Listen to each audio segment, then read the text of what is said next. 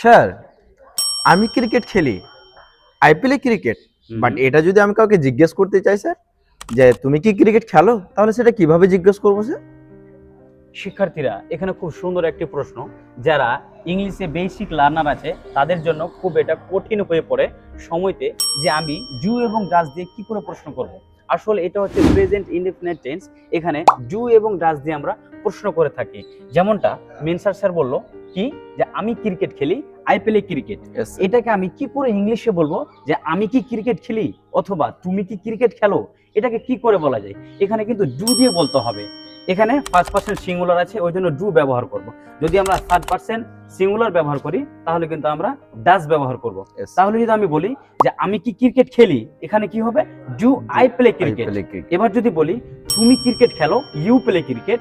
Yes. এখানে question করতে গেলে আমি যদি বলি যে তুমি কি ক্রিকেট খেলো, তাহলে কি হবে? Do you play cricket. cricket. আমি তোমাকে তাহলে এখন দুইটা কোশ্চেন করি, তাহলে কিন্তু ক্লিয়ার হয়ে যাবে। Yes, yes sir. Or no? Yes, sir. Yes. এবার বলো যে সে হাঁটে, He walks. সে কি হাঁটে? Does he walk? আমি ভাত খাই, I eat rice. আমি কি ভাত খাই? Do I eat rice? সে যায়, He goes. সে কি যায়? Does he go? আমি ভিডিও বানাই, I make video. আমি কি ভিডিও বানাই? Do I make video? এবার আপনাদের জন্য দুইটি সেন্টেন্স। আমি তোমাকে ভালোবাসি, আই লাভ ইউ। এবার যদি বলি আমি কি সানিয়াকে ভালোবাসি, এটার ইংলিশ কি হবে? আমি ভ্রমণ করতে ভালোবাসি। আমি কি ভ্রমণ করতে ভালোবাসি? Thanks for watching this video. Follow for more video.